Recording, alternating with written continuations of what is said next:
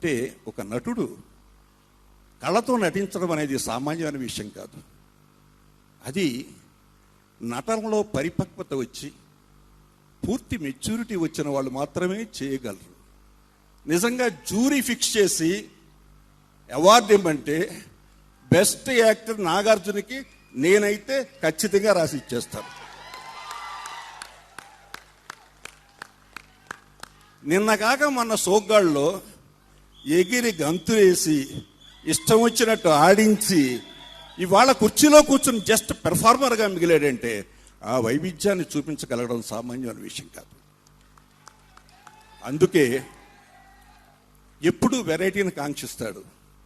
మనం సినిమా అన్నపూర్ణ సంస్థ నాగార్జున కాకపోతే మరొకడు తీసేవాళ్ళు కాదు, తీసినా అది ఆడేది కాదు. అలా ఒక్కొక్క సినిమా ఆ వెరైటీ కోసం చూస్తూ వెరైటీని, అలాగే అన్నమయ్య కూడా నాగార్జున తప్ప మిగిలిన వాళ్ళు ఒప్పుకునేవారు కాదు.